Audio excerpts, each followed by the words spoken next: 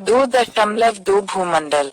चित्र 2.1 में पृथ्वी का अंतरिक्ष से लिया गया चित्र प्रदर्शित किया गया है। आप चित्र 2.1 में पृथ्वी की किन विशेषताओं को चिन्हित कर सकते हैं?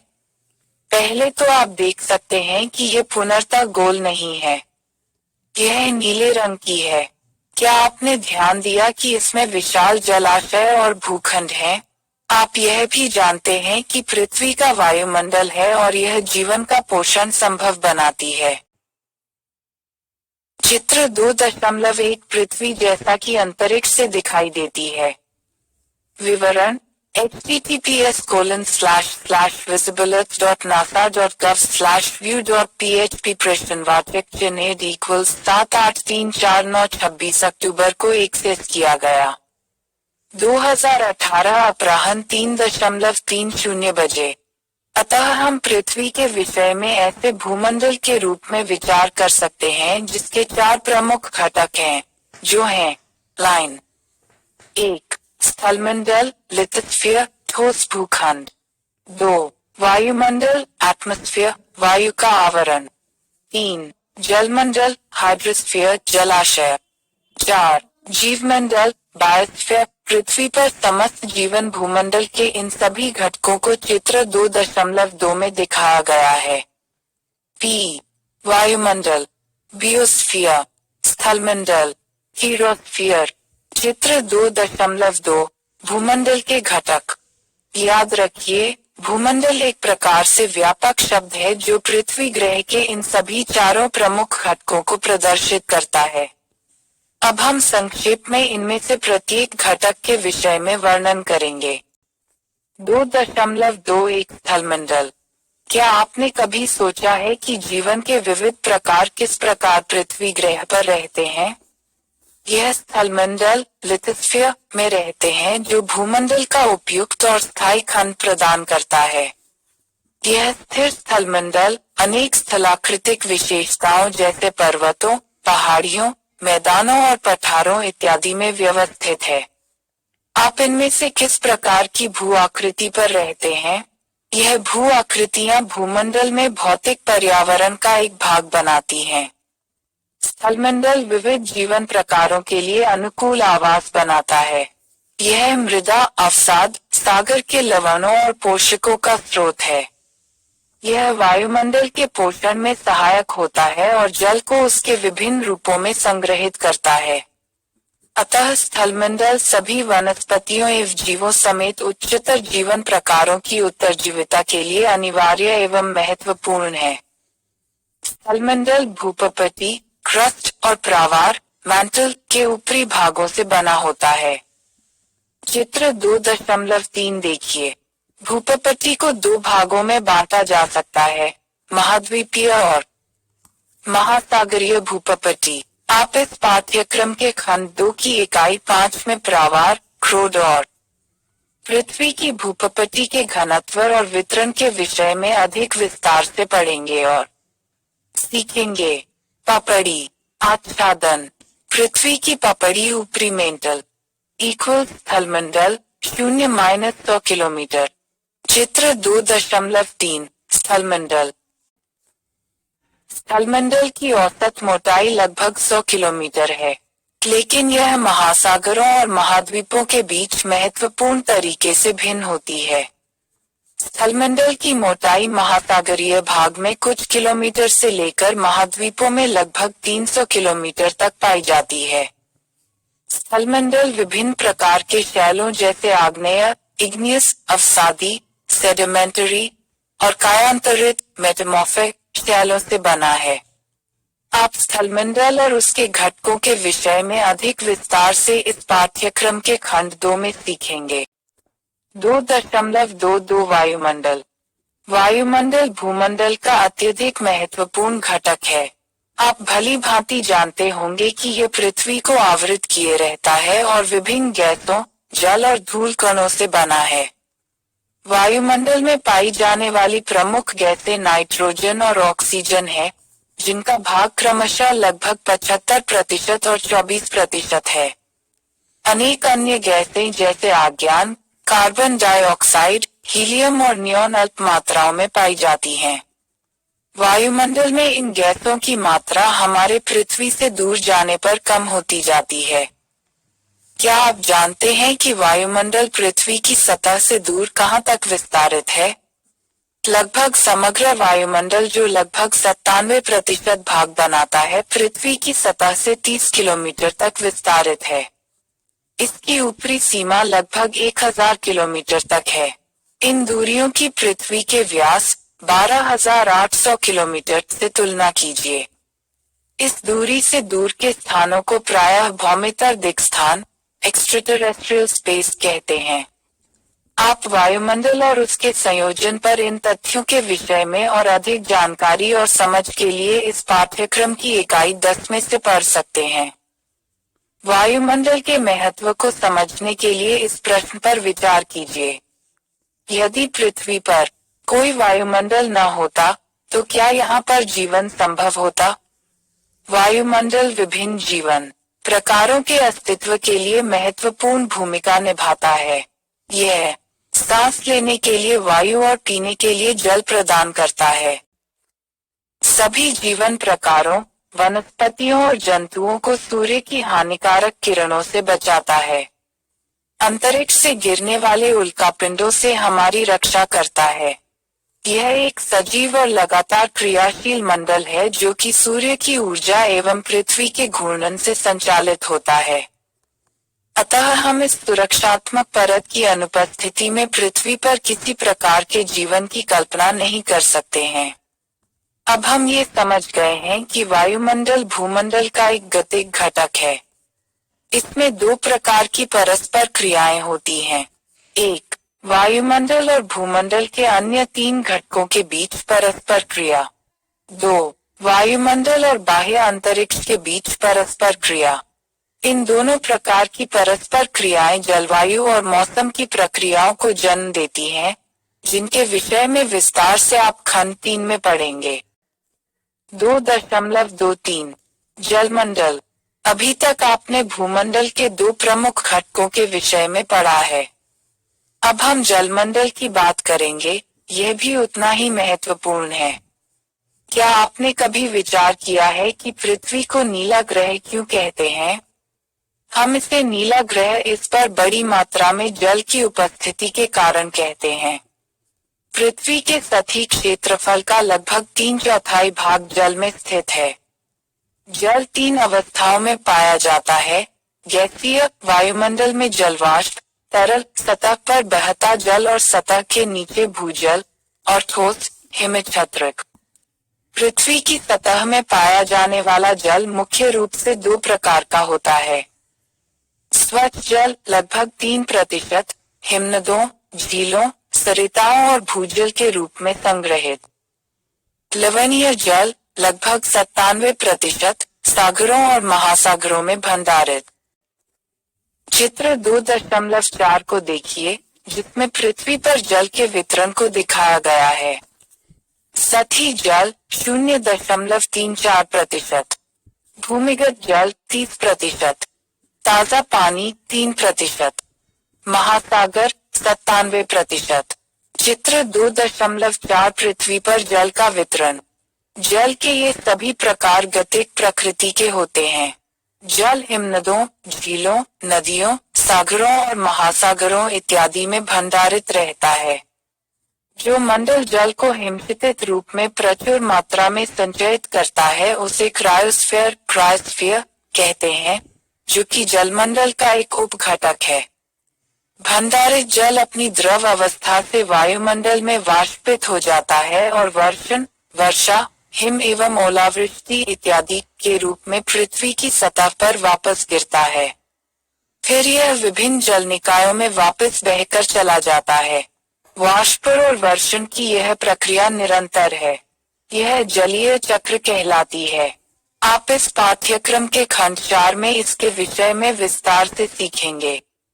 जमे हुए पानी 70%। क्रायोस्फीयर ठंडे मंडल को सूचित करता है, जो कि ग्रीक शब्द क्रायो से लिया गया है, जिसका अर्थ ठंडा है। भू आकृतियां। भू आकृतियों का वैज्ञानिक अध्ययन भू आकृति विज्ञान का विषय है जो भौतिक भूगोल का एक भाग है। महासागरों, सागरों, नदियों और सरिताओं का जल विभिन्न भू आकृतियों को परिवर्तित एवं निर्मित करने के लिए भी उत्तरदायी होता है। उदाहरण के लिए, समुद्री पुलिनों की शैलें जल की लहरों द्वारा लगातार तक्षित होती हैं और परिणामतः इनसे विभिन्न भू आकृतियां निर्मित हो जाती हैं, जैसे भरीगुएं और समुद्री गुफाएं इत्यादि। क्या आपको ऐसी किसी भू आकृतियों की जानकारी है? यदि है, तो आप उनके विषय में हाशिए में लिखिए। आप जल और विभिन्न भू आकृतियों का निर्माण करने में इसकी भूमिका के विषय में और अधिक इस पाठ्यक्रम के खंड 2 की इकाई 9 में पढ़ेंगे और सीखेंगे। जैसा कि आप जानते हैं, जल जीवन के विभिन्न रूपों के लिए अनिवार्य है। हमारे शरीर का भी लगभग 75% भाग जल का बना होता है। जलमंडल कृषि, उद्योग और अन्य आर्थिक कार्यकलापों के लिए आवश्यक जल की बड़ी मात्रा का स्रोत है। आप इस बात से सहमत होंगे कि आधुनिक समाज इसके बिना जीवित नहीं रह सकता है। 2.24 जीवमंडल। अभी तक आपने सीखा कि स्थलमंडल, वायुमंडल और जलमंडल तीनों भूमंडल के अभिन्न भाग हैं।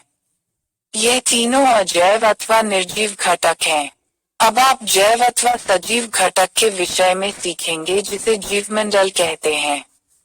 यह चौथा सबसे महत्वपूर्ण एवं जीवंत घटक है। इसलिए इसमें स्थलमंडल, वायुमंडल और जलमंडल के वे भाग भी सम्मिलित हैं जो भौतिक परिवेश या पर्यावरण प्रदान करते हैं। वायुमंडल वायु, जीवमंडल जीवन, जलमंडल जल, स्थलमंडल भूमि। चित्र 2.5 जीवमंडल में जीवन के प्रकार। क्या आप कल्पना कर सकते हैं कि पृथ्वी ग्रह पर जीवन प्रकार कैसे विकसित हुए हैं? सभी जीवन प्रकार जीवमंडल में एक संकीर्ण परिक्षेत्र में विकसित हुए हैं। इनमें वनस्पति, जंतु और अन्य सभी सजीव चीजें सम्मिलित हैं। चित्र 2.5। आप सोच रहे होंगे कि यह जीवन प्रकार अपने भोजन और जल की आवश्यकताओं के लिए आत्मनिर्भर हैं। लेकिन ऐसा नहीं है। ये आत्मनिर्भर नहीं है क्योंकि यह भूमंडल के अन्य तीनों घटकों के साथ जटिल संबंध के द्वारा आदान प्रदान करते हैं।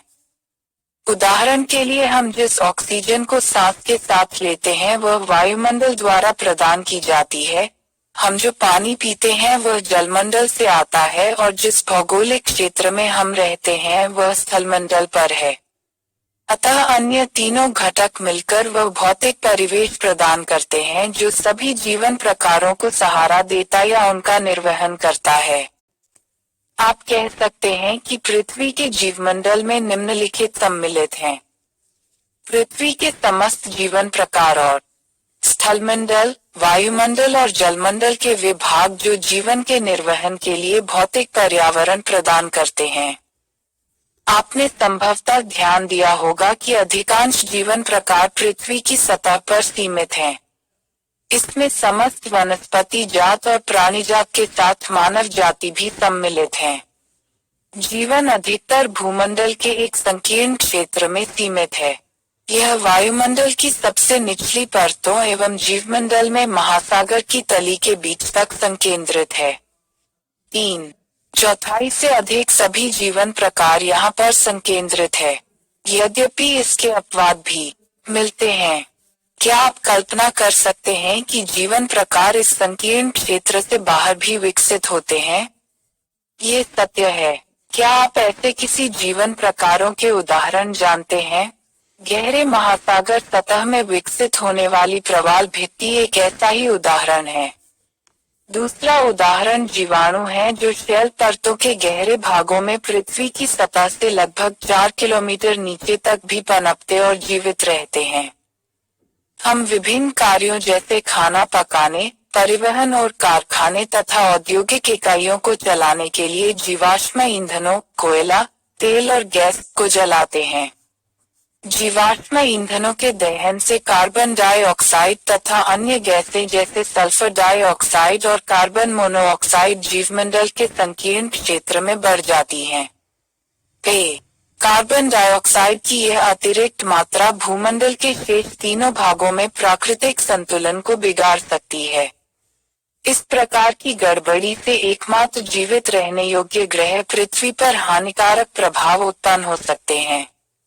इससे संभवतः कुछ एक आपदाएं जैसे जलवायु परिवर्तन, वायु और जल प्रदूषण आदि भी हो सकते हैं, जिनसे आप परिचित हैं।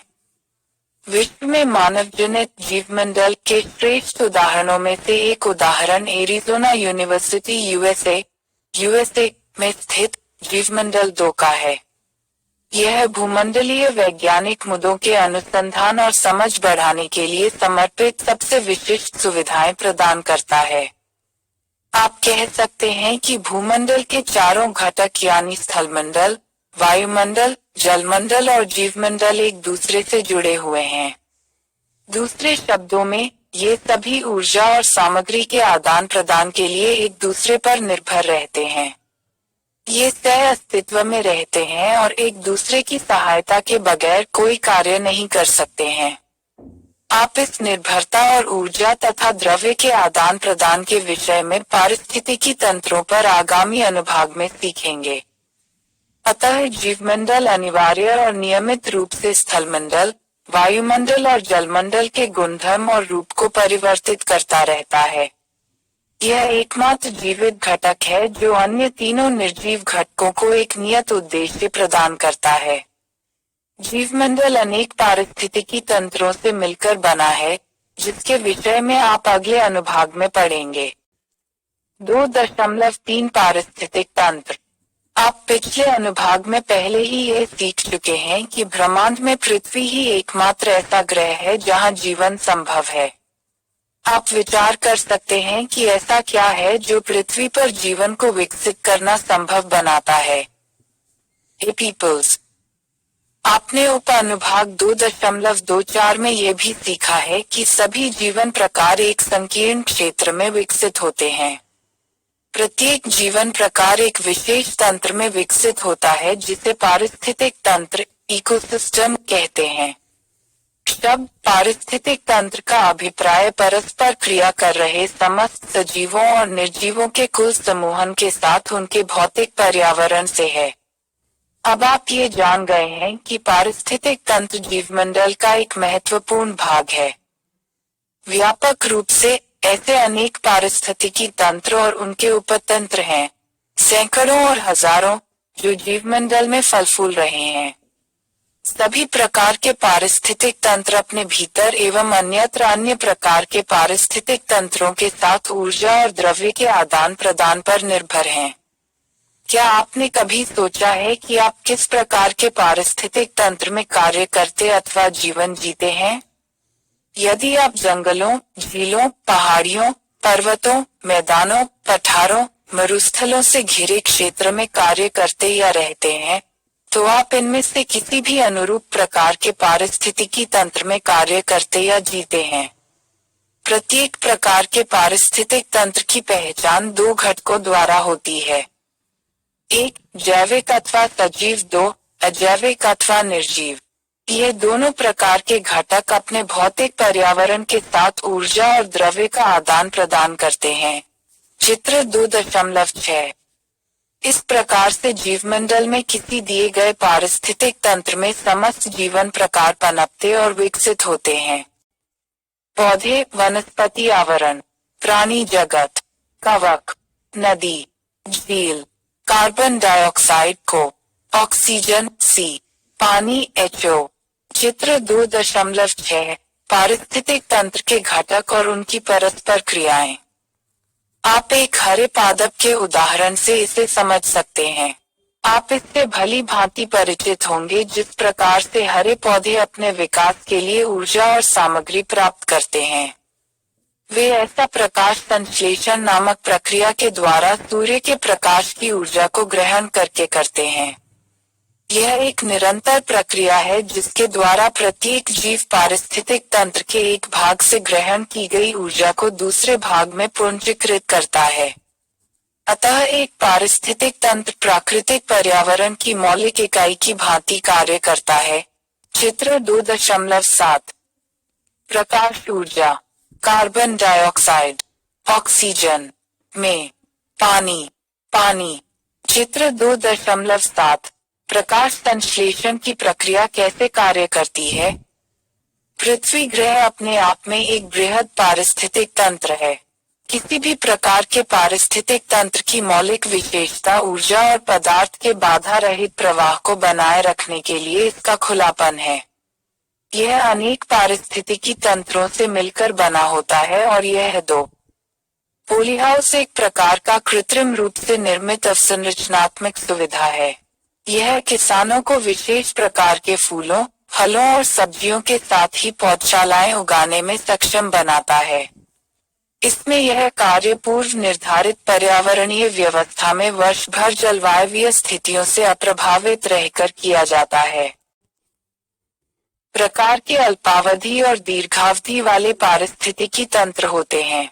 आप कह सकते हैं कि महाद्वीप अथवा भूखंड जिसमें आपका देश, राज्य या जिला स्थित है, एक दीर्घावधि पारिस्थितिक तंत्र का हिस्सा है। कृषि क्षेत्रों जहां चावल, गेहूं, गन्ना, सरसों एवं अनेक फसलें उगाई जाती हैं, अल्पावधि पारिस्थितिक तंत्रों के उदाहरण हैं। एक अन्य दिलचस्प उदाहरण पॉलीहाउस विशिष्ट पारिस्थितिक तंत्र का है, जो एक कृत्रिम रूप से निर्मित अल्पावधि पारिस्थितिक तंत्र है।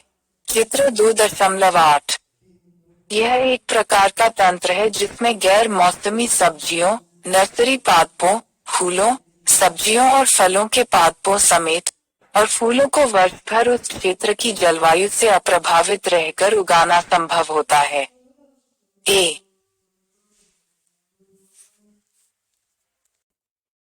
बी चित्र 2.8 ए पॉलीहाउस का आंतरिक और बी बाहरी दृश्य। ऐसा काफी हद तक संभव है कि आपने अपने क्षेत्र, राज्य या देश में कोई पॉलीहाउस देखा होगा। यदि संभव हो तो आप किसी पॉलीहाउस में जाकर वहां पर होने वाले विविध प्रकार के कार्यकलापों को नोट कर सकते हैं। पारिस्थितिकी तंत्र अनेक घटकों से निर्मित होते हैं। आप इन महत्वपूर्ण घटकों या तत्वों के विषय में आगामी अनुभागों में पढ़ेंगे जो इसे जीवमंडल यानी जीवोम बायोम का भाग बनाते हैं। 2.3 पारिस्थितिक तंत्र के घटक। प्रमुख जीवोमों की चर्चा करने से पहले हम पारिस्थितिक तंत्र के महत्वपूर्ण घटकों की चर्चा करेंगे। आप इससे पहले से ही परिचित हैं। यह 4 घटकों से मिलकर बना होता है, जैसा कि नीचे दिया गया है। चित्र 2.91 अजैविक एबायोटिक, स्वपोषी या उत्पादक, परपोषी अथवा उपभोक्ता, हेटेरोट्रोफ्स और कंज्यूमर्स। अपघातक पहला घटक यानी अजैविक घटक एक निर्जीव घटक है।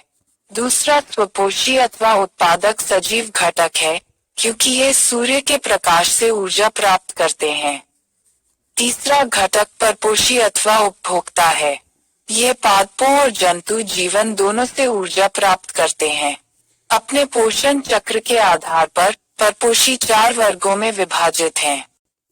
रवि जैविक घटक, अजैविक घटक, गैसों, पौधों, शराब, खनिज,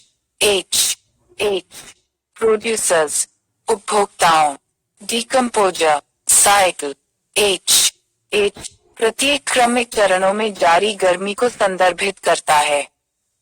चित्र 2.9 पारिस्थितिक तंत्र घटक। 1 शाकाभक्षी पहला वर्ग है जो जीवित पादप सामग्री पर निर्भर रहते हैं। 2 दूसरा वर्ग अपर्दाहारी जेट्रोवॉर्स का है जो मृत पादप और जंतु सामग्री को खाते हैं।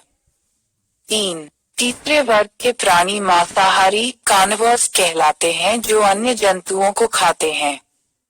4 चौथा वर्ग सर्वाहारी ओमनिवोरस कहलाता है जो पादप और जंतु सामग्रियां इत्यादि दोनों को खाते हैं। ये सभी तीनों घटक अपने उपघटकों समेत पारिस्थितिकी तंत्रों के सुचारू रूप से कार्य करने के लिए अत्यंत महत्वपूर्ण होते हैं। UNIV चौथा घटक अपघटक कहलाता है जो तेजी से जैव पदार्थों को अपघटित कर देते हैं। इनमें जीवाणु, कवक अथवा फंजाई और सूक्ष्मजीव आदि सम्मिलित हैं।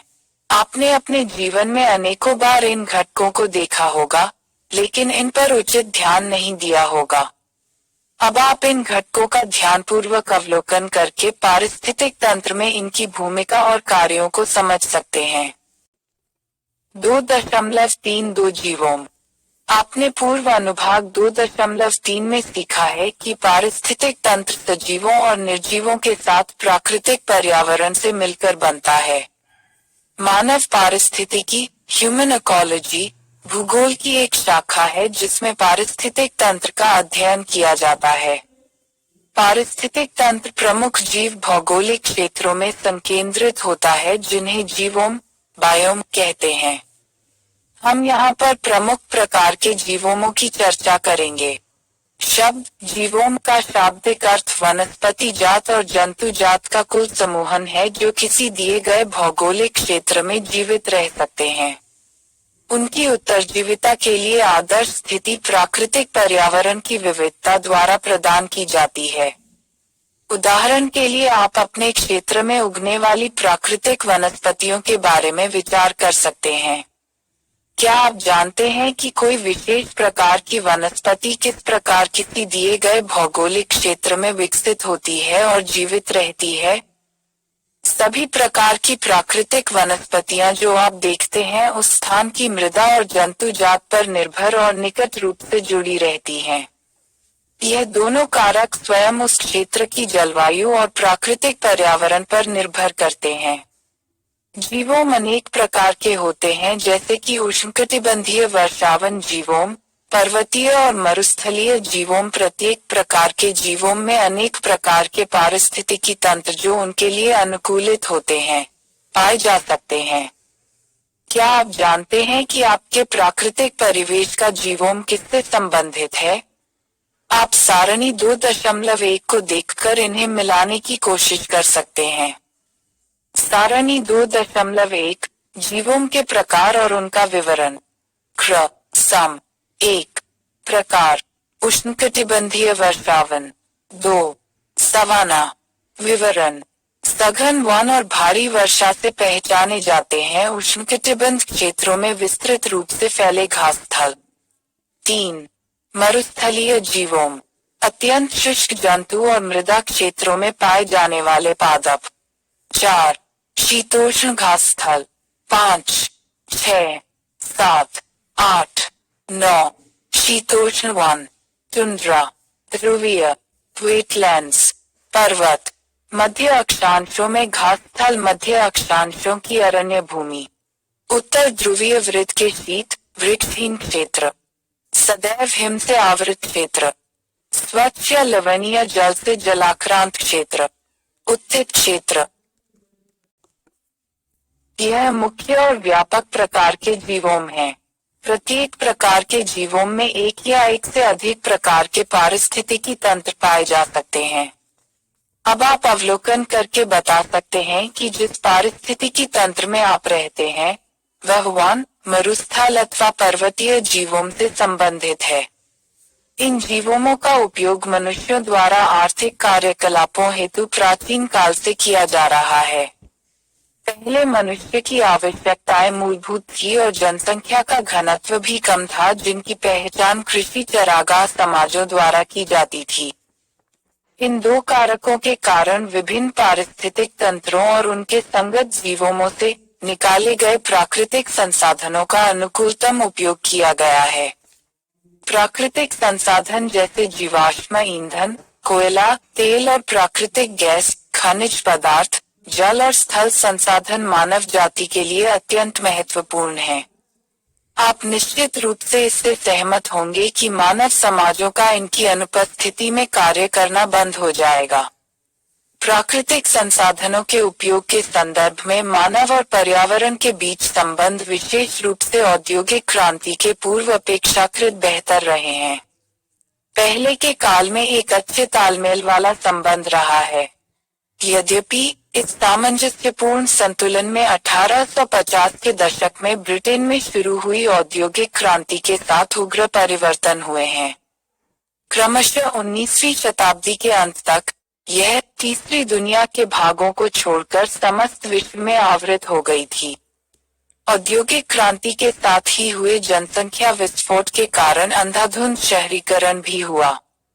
इससे प्रत्यक्ष रूप से 10 लाख जनसंख्या वाले शहरों, 10 लाख से अधिक जनसंख्या वाले शहर और नगरों एवं कस्बों की संख्या में वृद्धि हुई, जिनमें आप संभवतः रह रहे होंगे अथवा आपने अपने देश में और अन्यत्र ऐसे शहर देखे होंगे। आपको संभवतः अपने राज्य, देश, महाद्वीप के शहरी क्षेत्रों की विभिन्न प्रकार की समस्याओं की जानकारी होगी।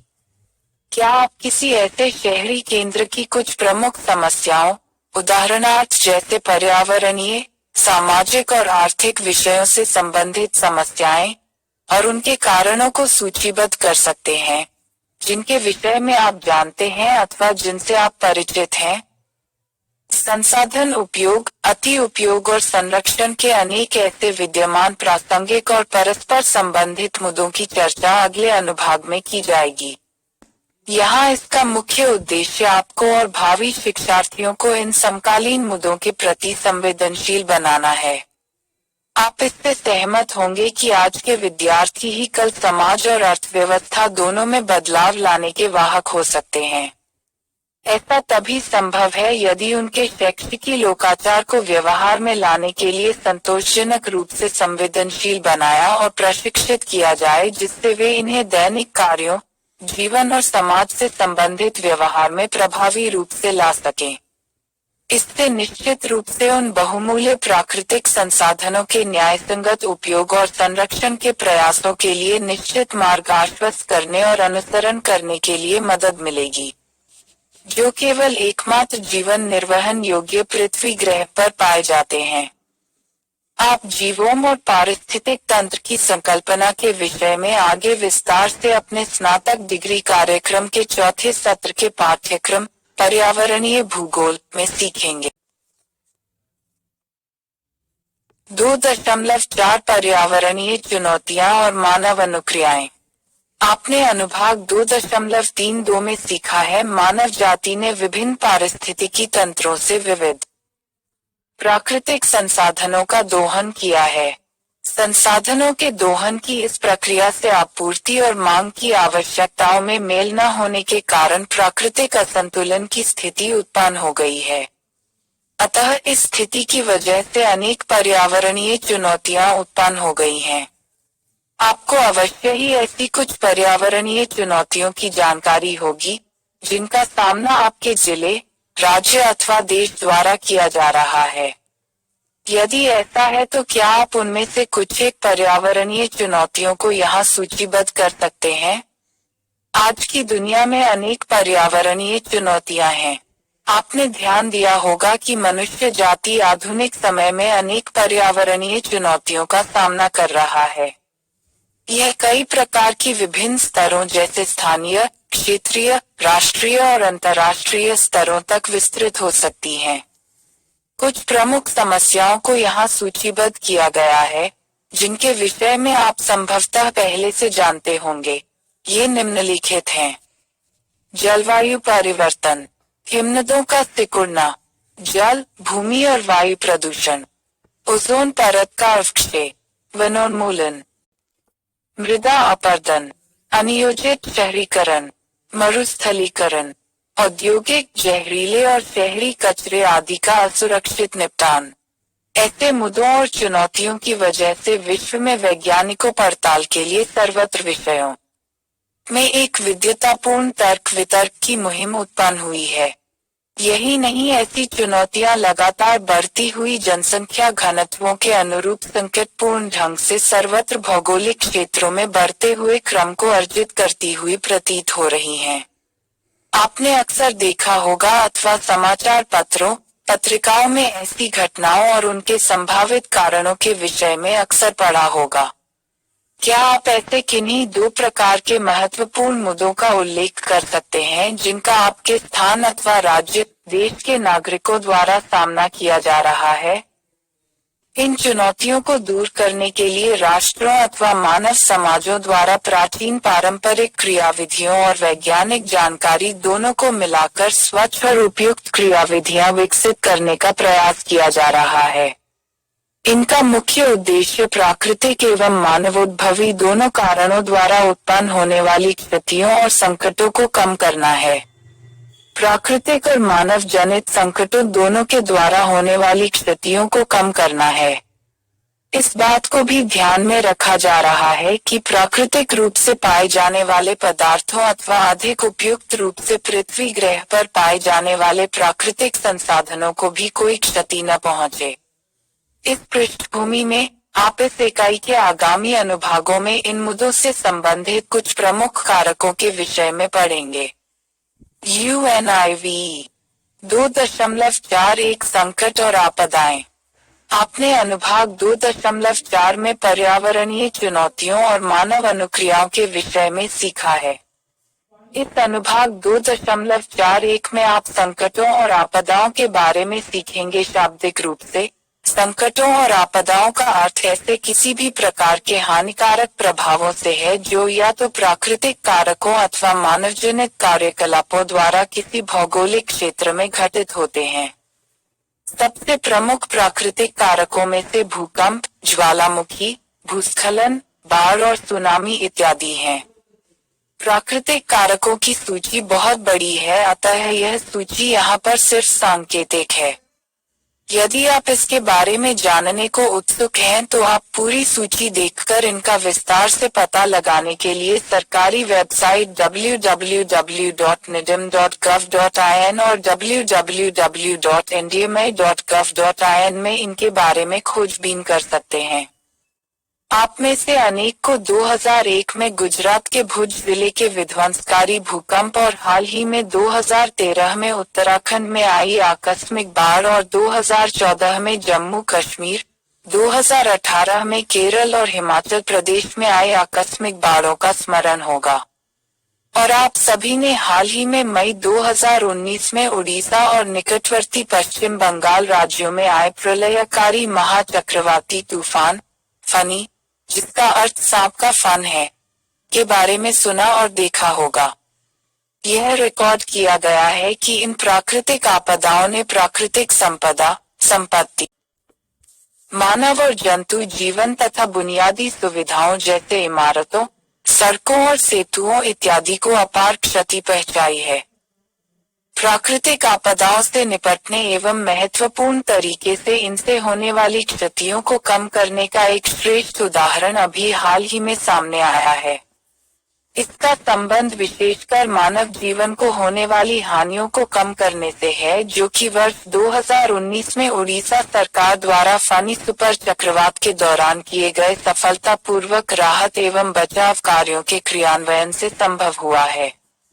इस आपदा के दौरान समयबद्ध वैज्ञानिक तरीकों एवं कुशल कार्यान्वयन, जो कि अग्रसक्रिय युक्तियों का सफल परीक्षण रहा, इन सबके द्वारा मानवीय जीवन को होने वाली क्षतियों को बेहतरीन ढंग से काफी हद तक कम किया गया था। यह सीख इन्होंने 1999 में आए विनाशकारी प्रबल सुपर चक्रवात के कारण हुई अपार क्षति से ली। इस बेहतरीन प्रयास की संयुक्त राष्ट्र संघ द्वारा भी प्रशंसा की गई।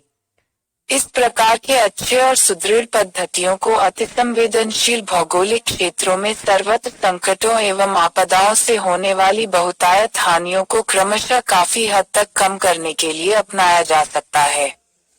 संकट और आपदाएं मानवीय क्रियाकलापों से भी उत्पन्न हो सकते हैं।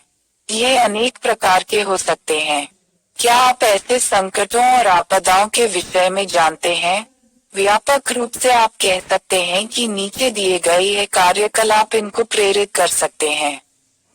प्राकृतिक संसाधनों जैसे जीवाश्म ईंधनों और जल के अति दोहन से, अत्यधिक चराई और कृषि के अवैज्ञानिक तरीकों से, अत्यधिक जनसंख्या, अवैज्ञानिक तरीकों से औद्योगिकीकरण और अंधाधुंध और अनियोजित शहरीकरण इत्यादि।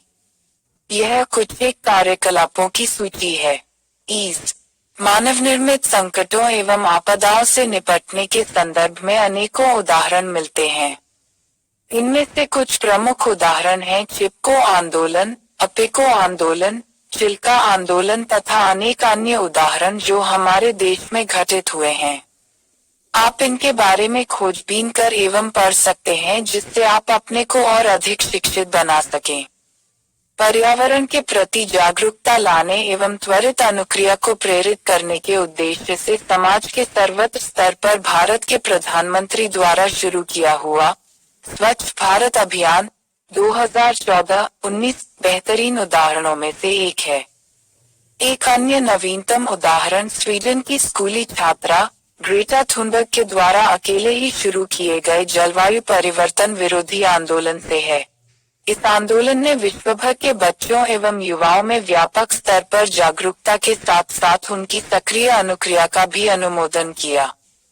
इस आंदोलन के द्वारा ग्रेटा थुनबर्ग ने हमारे सजीव पृथ्वी ग्रह पर जलवायु परिवर्तन से होने वाली घातक परिणामों से एक पर्यावरणीय समाज सुधारक के रूप में बेहतरीन उदाहरण प्रस्तुत किया है।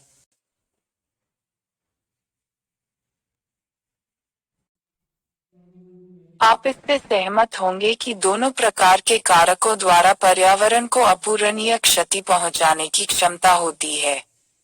प्रकृति की ऐसी वृहद स्तर पर होने वाली क्षतियां भावी पीढ़ियों की अपेक्षाओं को जोखिम में डाल सकती हैं।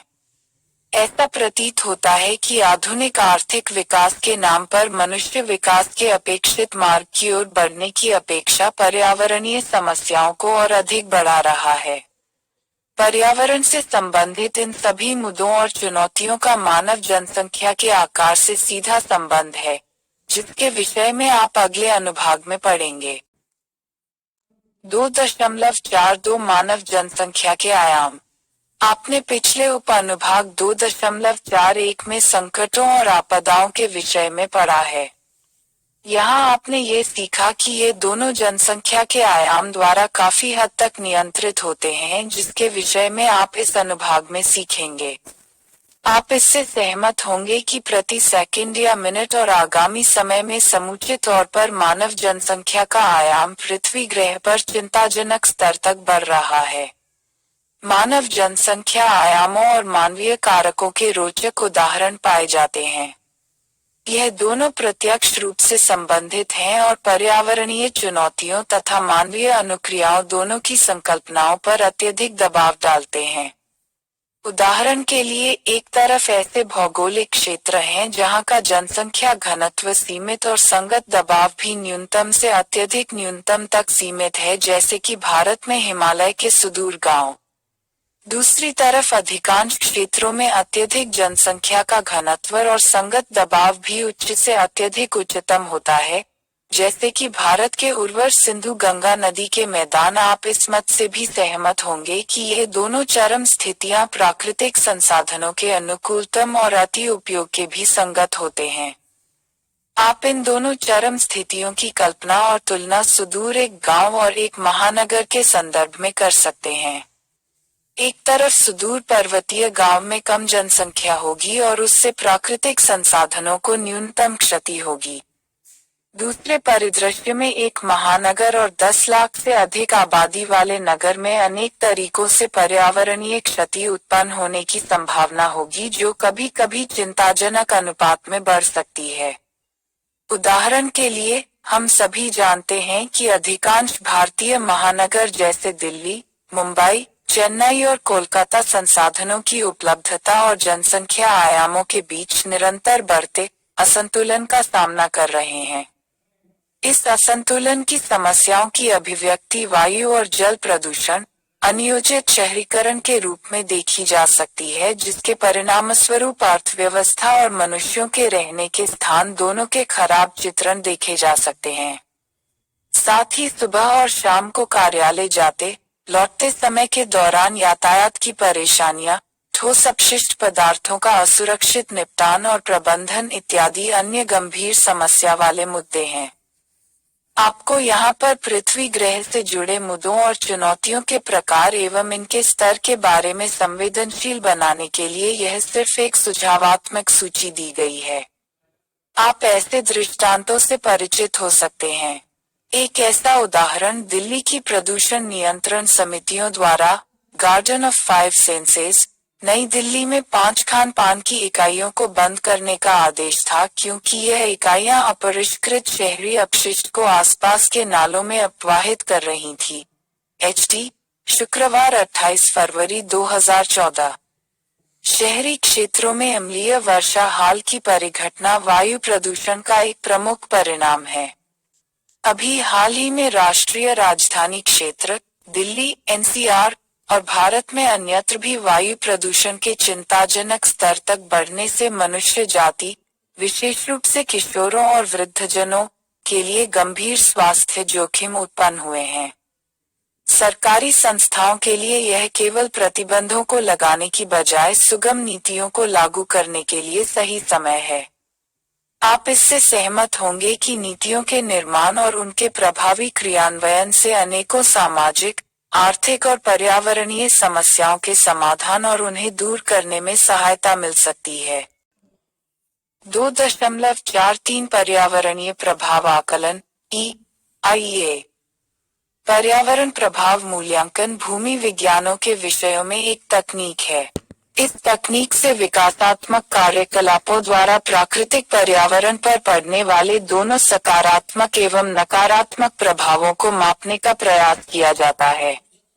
उदाहरणार्थ, इसमें विभिन्न प्रकार के विकासात्मक संबंधी कार्यकलाप आ सकते हैं, जैसे कि वनों की कटाई, जीवाश्म ईंधनों का अत्यधिक उपयोग, कृषि का आधुनिकीकरण एवं यांत्रिकरण, उच्च उपज की किस्मों के बीजों का उपयोग, रासायनिक उर्वरकों का उपयोग, जल का अत्यधिक दोहन और मशीनों का उपयोग इत्यादि, अनियोजित औद्योगिकरण और शहरीकरण इत्यादि और अन्य। क्या आप अपने आसपास ऐसी किसी किस्म की विकासात्मक कार्यकलाप पर विचार कर सकते हैं? यदि हाँ, तब आप इस प्रकार के कार्यकलापों के बारे में लिखिए। इस तरह के विकासात्मक कार्यकलापों का माप एवं आयाम दोनों ही भिन्न हो सकते हैं। इसका मतलब है कि ये कार्यकलाप लघु उद्योगों से लेकर वृहद स्तर के औद्योगिक अथवा बहु तथा पार राष्ट्रीय परियोजनाएं इत्यादि जैसी हो सकती हैं। प्राकृतिक पर्यावरण में प्राकृतिक समायोजन की अपनी क्रियाविधियां होती हैं, जिनके द्वारा प्रकृति अथवा पृथ्वी ग्रह अपने आप को सभी प्रकार के पश्च प्रभावों जैसे प्राकृतिक, आर्थिक एवं अन्य विकासात्मक परियोजनाओं इत्यादि से पुनर्पूर्ति कर लेती है। यह क्रियाविधि समस्थैतिक क्रियाविधि कहलाती है।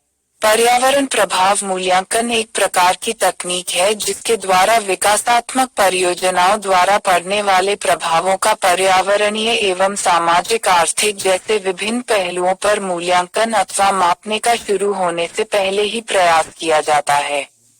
आप इस विषय पर ज्यादा विस्तृत जानकारी के लिए अपने चौथे सत्र के पाठ्यक्रम पर्यावरण भूगोल में सीखेंगे। 2.44 अनुकूलन और तत्व एपल्स पीपल्स पारिस्थितिक तंत्र आधारित सतत अनुकूलन का उपगमन स्वयं अपने अर्थ को स्पष्ट करता है।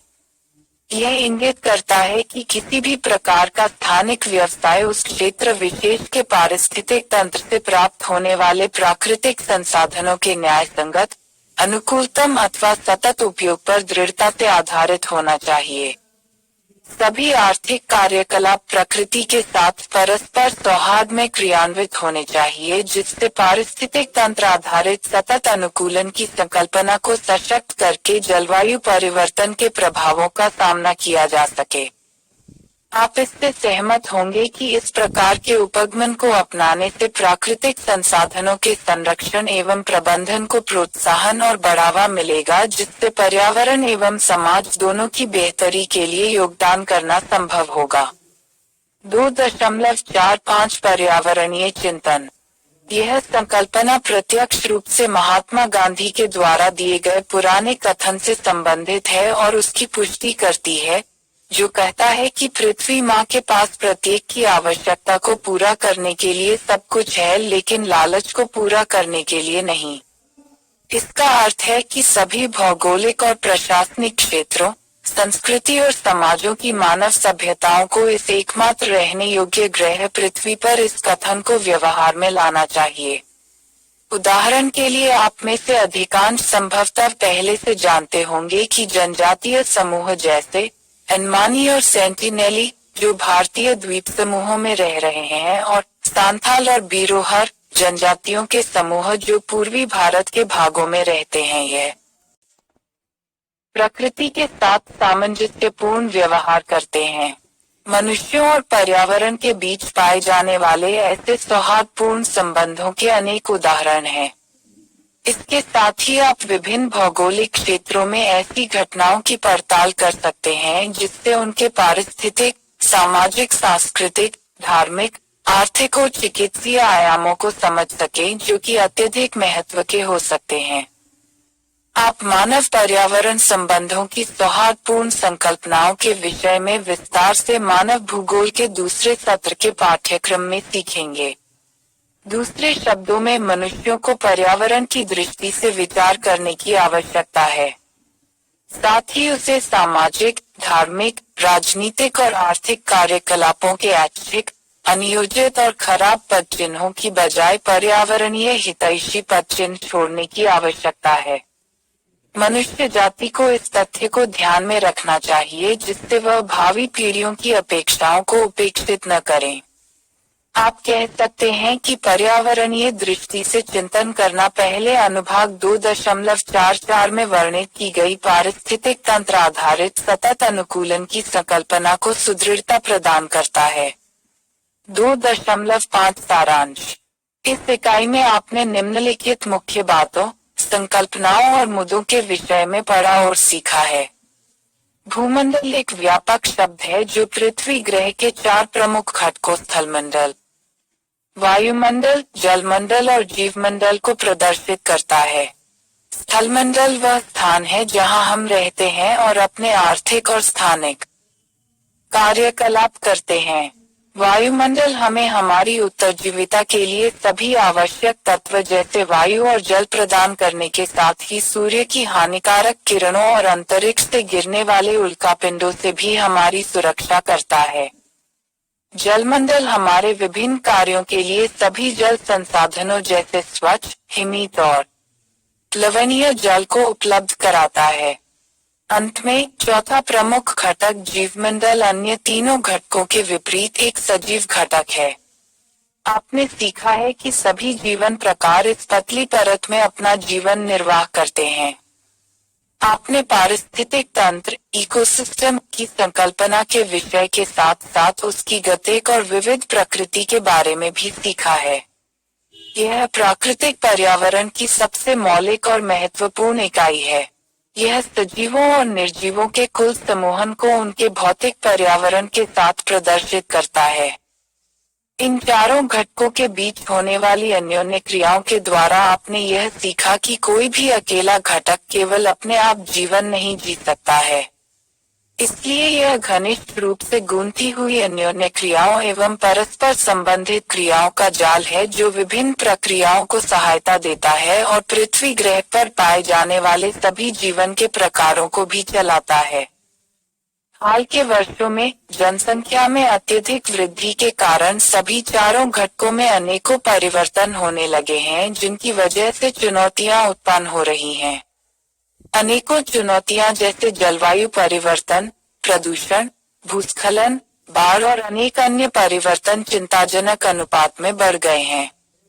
आपने सीखा है कि किस प्रकार मनुष्य जाति पर्यावरणीय चुनौतियों से संघर्ष करके इनको दूर करने के लिए मानव अनुक्रियाएं विकसित कर रहा है।